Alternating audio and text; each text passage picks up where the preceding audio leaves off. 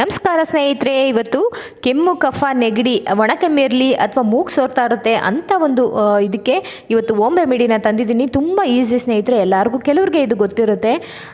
ಇಲ್ಲಿ ವಿಳ್ಯದೆಲೆನ ತೊಗೊಂಡಿದ್ದೀನಿ. ವಿಳ್ಯದೆಲೆ ನಮ್ಮ ಆರೋಗ್ಯಕ್ಕೆ ಎಷ್ಟು ಒಳ್ಳೆಯದಂತ ನಮಗೆ ಗೊತ್ತು. ಇನ್ನು ಹಳ್ಳಿಗಳ ಕಡೆ ಏನಾದರೂ ಕೆಮ್ಮು ಕಫ ಅಂತಂದರೆ ಅವ್ರು ಹೇಳೋದು ಒಂದೇ ಮಾತು, ವಿಳ್ಯದೆಲೆ ತೊಗೊಂಡು ಒಂದೆರಡು ಮೆಣಸು, ಒಂದು ಸ್ವಲ್ಪ ಶುಂಠಿ ಅಗದು ಜೊತೆಗೆ ಸ್ವಲ್ಪ ತುಳಸಿ ದಳ ಇಷ್ಟನ್ನು ಕೂಡ ಚೆನ್ನಾಗಿ ಅಗದು ನುಂಗು ಕಮ್ಮಿ ಆಗುತ್ತೆ ಅಂತ ಹೇಳ್ತಾರೆ.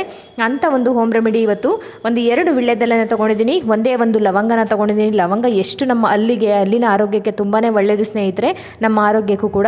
ಇಲ್ಲಿ ತುಳಸಿ ದಳ ಒಂದು 10, 2 ಮೆಣಸು, ಸ್ವಲ್ಪ ಶುಂಠಿ ಹಸಿದಾಗ್ದು ತೊಗೊಳ್ಬೋದು ಅಥವಾ ಒಣ ಶುಂಠಿ ಬೇಕಾದರೂ ನೀವು ತೊಗೊಳ್ಬೋದು. ಇದನ್ನು ಚೆನ್ನಾಗಿ ನಾವು ಜಜ್ಜಿ ರಸನ ತೆಗೆದುಕೊಳ್ಬೇಕಾಗುತ್ತೆ. ಇನ್ನು ಚಿಕ್ಕ ಮಕ್ಳು ಇರ್ತಾರಲ್ವ, ಚಿಕ್ಕ ಮಕ್ಕಳಿಗೆ ನೀವು ಇದನ್ನು 3 ಬಾರಿ ಕುಡಿಸೋದ್ರಿಂದ ಬೇಗನೆ ಅವ್ರಿಗೆ ಕೆಮ್ಮು ಆಗಲಿ ಎದೆಯಲ್ಲಿ ಕಟ್ಟಿರ್ತಕ್ಕಂಥ ಕಫ ಆಗಲಿ ಬೇಗನೆ ಕಮ್ಮಿ ಆಗುತ್ತೆ.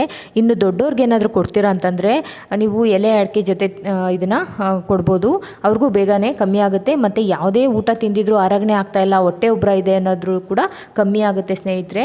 ಇದನ್ನು ಎಲೆ ಅಡಿಕೆ ಸುಣ್ಣ ಮತ್ತು ಸ್ವಲ್ಪ ತುಳಸಿ ದಳ ಮತ್ತು 2 ಮೆಣಸು ಇದಿಷ್ಟನ್ನು ಕೊಟ್ಟರೆ ಒಳ್ಳೆಯದು. ಇನ್ನು ಚಿಕ್ಕ ಮಕ್ಕಳು ಎಲೆ ಅಡಿಕೆ ತಿನ್ನಲ್ವಲ್ಲ, ಹಾಗಾಗಿ ಈ ಥರ ರಸ ತೆಗೆದು ಅವ್ರಿಗೆ ಕೊಡೋದ್ರಿಂದ ಬೇಗನೆ ಕೂಡ ಕೆಮ್ಮು ಕಫ ಕಮ್ಮಿ ಆಗುತ್ತೆ. ಇದ್ರ ಜೊತೆ ಜೇನುತುಪ್ಪನ, ಒಳ್ಳೆ ಒಂದು ಜೇನುತುಪ್ಪನ ಬಳಸಿ, ರೋಡ್ ಸೈಡಲ್ಲೆಲ್ಲ ಸಿಗೋವಂಥ ಜೇನುತುಪ್ಪನ ಬಳಸೋದ್ರಿಂದ ಇನ್ನೂ ಕೆಮ್ಮು ಜಾಸ್ತಿ ಆಗುತ್ತೆ ಹೊರತು ಕಮ್ಮಿ ಆಗಲ್ಲ. ಇದನ್ನು ನುಣ್ಣಗೆ ಹರ್ಕೊಳ್ಬೇಕಾಗುತ್ತೆ. ನಾವು ಮಿಕ್ಸಿನಲ್ಲಿ ಇದನ್ನು ಪುಡಿ ಮಾಡ್ಕೊಳ್ಬೋದು, ಆದರೆ ಮಿಕ್ಸಿನಲ್ಲಿ ಕಟ್ಟಾಗುತ್ತೆ. ಈ ಥರ ಕುಟಾಣಿ ಸಹಾಯದಿಂದ ಅರಿಬೇಕಾಗುತ್ತೆ. ಹರ್ಕೊಂಡ್ರೆ ರಸ ಚೆನ್ನಾಗಿ ಬರುತ್ತೆ. ನೀವೇನಾದರೂ ತುಂಬ ಚಿಕ್ಕ ಮಕ್ಕಳು ಕುಡಿಸ್ತೀರಾ ಅಂದರೆ ಇದನ್ನು ಸ್ವಲ್ಪ ಬೆಚ್ಚಗೆ ಮಾಡ್ಕೊಳ್ಳಿ. ಬೆಚ್ಚಗೆ ಮಾಡಿ ಒಂದು ಸ್ಪೂನ್ಗೆ ಹಾಕ್ಕೊಂಡು ನಿಮ್ಮ ಬೆರಳನ್ನು ಇಟ್ಟು ನೋಡಿ ಅದು ಎಷ್ಟು ಬಿಸಿ ಇದೆ ಅಂತ. ತುಂಬ ಬಿಸಿ ಇದ್ದರೆ ನಮ್ಮ ಉಗುರು ಬೆಚ್ಚಗಿರಬೇಕು, ಕುಡಿಯೋ ಥರ ಇರಬೇಕಲ್ವ, ಆ ಥರ ತುಂಬ ಚಿಕ್ಕ ಮಕ್ಕಳು ಕುಡಿಸಿದ್ರೆ ಈ ಥರ ಸ್ಪೂನ್ಗೆ ಹಾಕ್ಕೊಂಡು ನೀವು ಇದಕ್ಕೆ ಜೇನುತುಪ್ಪನ ಮಿಕ್ಸ್ ಮಾಡ್ಕೊಳ್ಬೋದು. ನೋಡಿ 2 ವಿಳ್ಯದೆಲೆನ ಬಳಸಿದ್ದೀನಿ. ಇಷ್ಟೇ ಒಂದು ರಸ ಬರೋದರಲ್ಲಿ.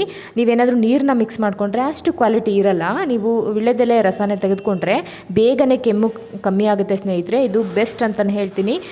ಈ ಥರ ತೆಗೆದುಬಿಟ್ಟು ನೀವು ಮಕ್ಕಳಿಗೆ ಕುಡಿಸ್ಬೋದು, ಬೆಚ್ಚಗೆ ಮಾಡಿ ಕೂಡ ಕುಡಿಸ್ಬೋದು. ತುಂಬ ಚೆನ್ನಾಗಿದೆ ಓಮ್ ರೆಮಿಡಿ, ಒಂದ್ಸಲಿ ಟ್ರೈ ಮಾಡಿ.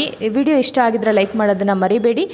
ನಿಮ್ಮ ಫ್ಯಾಮಿಲಿ ಆ್ಯಂಡ್ ಫ್ರೆಂಡ್ಸ್ಗೆ ಶೇರ್ ಮಾಡಿ ಸ್ನೇಹಿತರೆ. ಇವಾಗ ನಾನು ಸ್ವಲ್ಪ ಜೇನುತುಪ್ಪನ ಮಿಕ್ಸ್ ಮಾಡಿಕೊಂಡು ಕುಡಿಸ್ತಾ ಇದ್ದೀನಿ.